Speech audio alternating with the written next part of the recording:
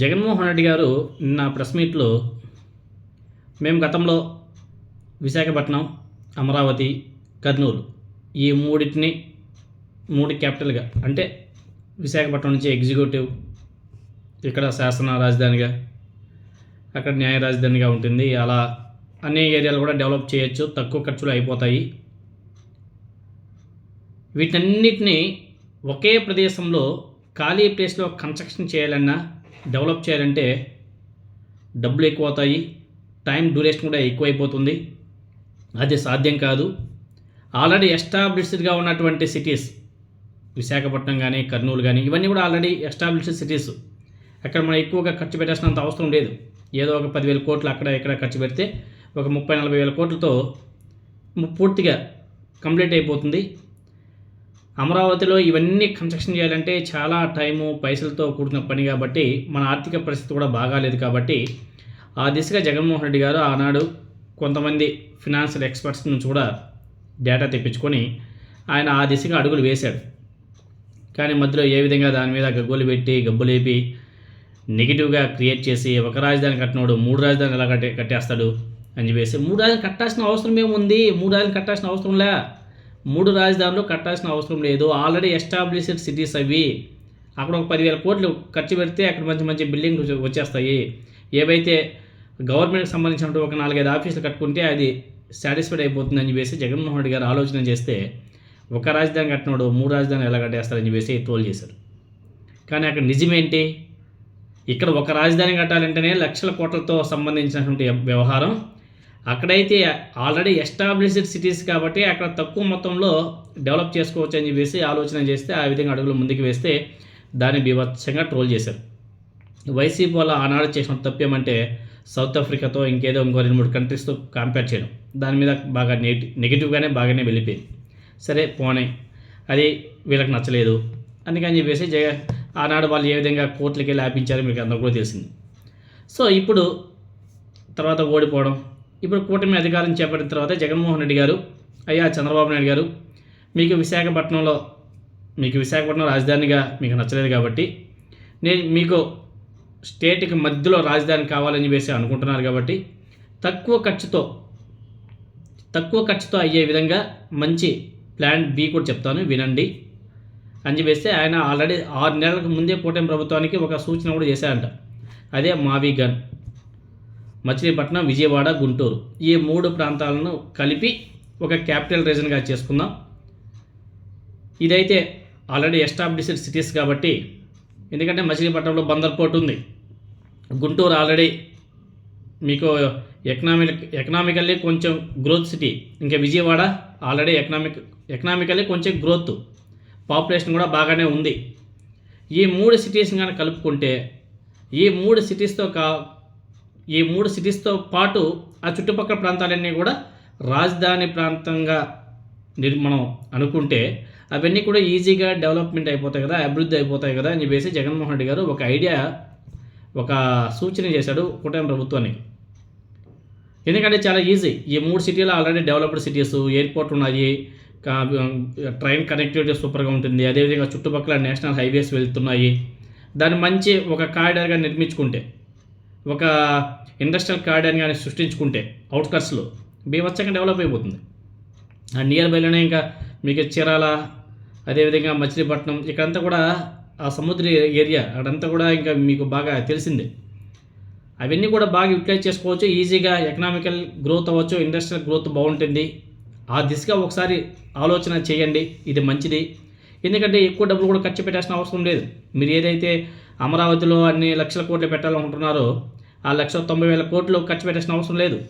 ఇక్కడైతే ఒక 30-40 వేల కోట్లతోనే ఎక్కడో ఒక చోట అసెంబ్లీ పెద్దది కట్టుకొని, ఏదైతే కేసీఆర్ గారు హైదరాబాద్లో కట్టాడో సేమ్ అలానే ఒక పెద్ద బిల్డింగ్ కట్టుకొని, అదేవిధంగా ఎమ్మెల్యేకి సంబంధించిన ఒక క్వార్టర్స్ కట్టుకుంటే, అది ఇంకా ఒక సెక్రటరియట్ కట్టుకుంటే బీభత్సం ఇంకా ఫుల్ మహా అంటే ఒక 30-40 వేల కోట్లతో అయిపోతుంది.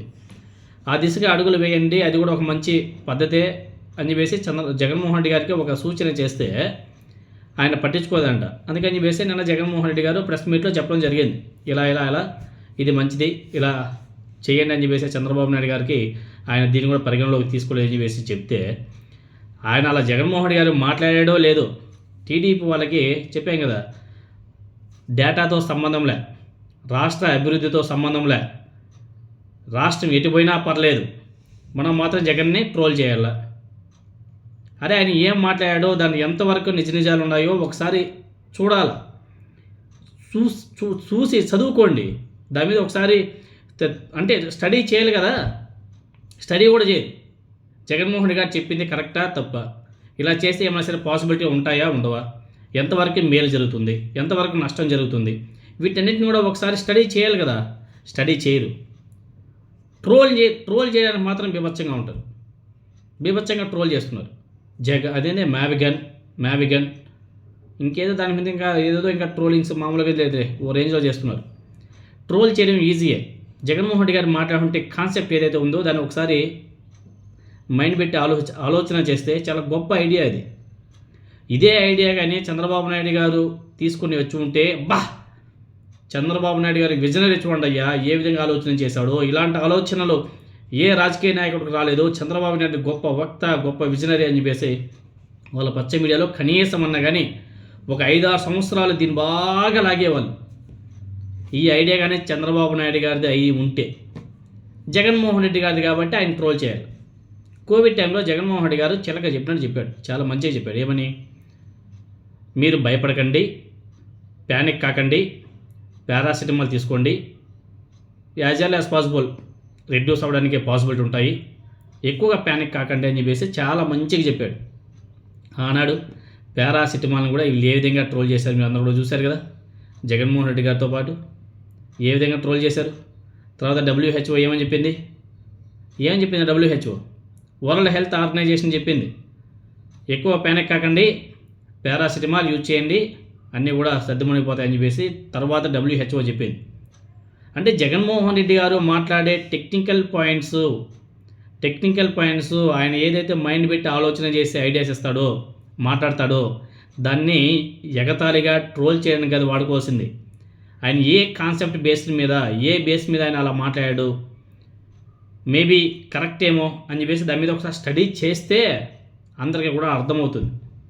లేదు మేము ట్రోల్ చేస్తామంటే, ట్రోల్ చేసుకుని ఆయనకు వచ్చిన నష్టమేం లేదు. ఆయనకేమో నష్టమా? ట్రోల్ చేస్తే ఆయనకేమో నష్టమా? నష్టపోయేది రాష్ట్ర ప్రజలే. రాష్ట్ర ప్రజలు నష్టపోతారు. రాష్ట్ర ప్రగతి, రాష్ట్ర అభివృద్ధి వెనక్కి వెళ్ళిపోతుంది. ఆల్రెడీ ఎస్టాబ్లిష్డ్ సిటీస్లో అంతో కొంచెం ఇన్వెస్ట్మెంట్ చేస్తే పెద్ద కారిడార్గా, పెద్ద రాజధానిగా మారిపోతుంది. మీకు మావిగా నచ్చకపోతే చంద్రబాబు నాయుడు గారిని పేరు పెట్టుకోండి, లేదా అమరావతి అని పేరు పెట్టుకోండి, లేదా నారా లోకేష్ గారి పేరు పెట్టుకోండి, పవన్ కళ్యాణ్ గారి పేరు పెట్టుకోండి, లేకపోతే BJP, Telugu Desam party, Janasena party 3 పార్టీల కలయికని బేస్ చేసుకొని ఏమైనా పేర్లు పెట్టుకోండి. జగన్మోహన్ రెడ్డి గారు అది కూడా చెప్పాడు కదా, పేర్లు మార్చుకోండి, కావాలంటే మీకు ఏది కావాలని అది పెట్టుకోండి అయ్యా, మాకే అభ్యంతరం లేదు. కానీ అమరావతిలో అన్ని లక్షల కోట్లు కుమ్మరించడం మంచిది కాదు. మన రాష్ట్ర ప్రగతి, అభివృద్ధి వెనక్కి వెళ్ళిపోతుంది. ఎందుకంటే రాష్ట్ర అభివృద్ధికి ఇన్వెస్ట్మెంట్ చేసిన డబ్బులన్నీ కూడా ఒకే ప్లేస్లో రాజధాని కట్టడం కోసం, కొన్ని కట్టడాలు కట్టడం కోసం అక్కడికి ఇన్వెస్ట్మెంట్ చేయడం ఎంతవరకు సమంజసం? అదైనా సరే ఇప్పుడు అలా అవుతుందా అంటే అది కూడా పూర్తి కాదు కదా, పాసిబిలిటీ కాదు కదా. మరి ఎందుకు దాని మీద అంత ఇన్వెస్ట్మెంట్ చేస్తున్నారు?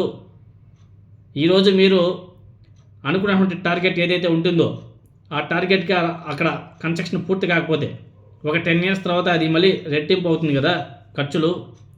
అంత మనం బేర్ చేయగలమా? రాష్ట్ర ఆర్థిక పరిస్థితి బాగాలేదు కదా. మొన్న కదా చంద్రబాబు నాయుడు గారు చెప్పాడు, మన ఆర్థిక పరిస్థితి ఎలా ఉందంటే ప్రభుత్వ ఉద్యోగులకు శాలరీలు ఇవ్వడానికి సరిపోతుందంట. ఇంకా అభివృద్ధి అంటే అప్పులు తీసుకొచ్చి అక్కడ అమరావతిలో కట్టడాలు కట్టడం అవసరమా? అప్పులు చేయకుండా, ప్రజల మీద భారం పడకుండా ఆల్రెడీ ఎస్టాబ్లిష్డ్ సిటీస్ని కొంచెం మనం గ్రోత్ చేసుకుంటే దాన్నే రాజధానిగా మనం నిర్మించుకోవచ్చు కదా, దాన్నే మనం రాజధానిగా ప్రకటించుకోవచ్చు కదా అని చెప్పేసి చిలకకి చెప్పినట్టు చెప్తుంటే అబ్బే బీభత్సంగా ట్రోల్ చేస్తున్నారు. ఇంకా కంటిన్యూ అవుతుంది ట్రోలింగ్స్ అయితే. ఆలోచన చేసే బుర్ర ఎవ్వరికిలే, ఆలోచన చేయరు, ట్రోల్ చేయడం మాత్రం ముందుంటారు తప్ప ఆలోచన చేయడానికి జగన్మోహన్ రెడ్డి గారు చెప్పింది కరెక్టా తప్ప అన్న ఆలోచన మాత్రం చేయరు. ఇది ఎంత దుర్మార్గమో ఒకసారి ప్రజలందరూ కూడా ఆలోచన చేయవలసిన అవసరం కూడా ఉంది. జగన్మోహన్ రెడ్డి గారు ఒక పర్టికులర్ ప్లేస్ని చెప్పారు, 3 ప్రాంతాలు, గుంటూరు, విజయవాడ, మచిలీపట్నం 3 ప్రాంతాలను కలిపేయండి. 3 ప్రాంతాలను కలిపి డెవలప్ చేసుకుందామని చెప్పేసి అడుగుతున్నారు. ఆ ప్రాంత ప్రజలు కూడా చాలా హ్యాపీగా ఉంటారేమో మేబీ. ఆ దిశగా ఎందుకు ఒకసారి ఆలోచన చేయకూడదో ఒకసారి ప్రజలంతా కూడా ఆలోచన చేయాల్సిన అవసరం కూడా ఉంది.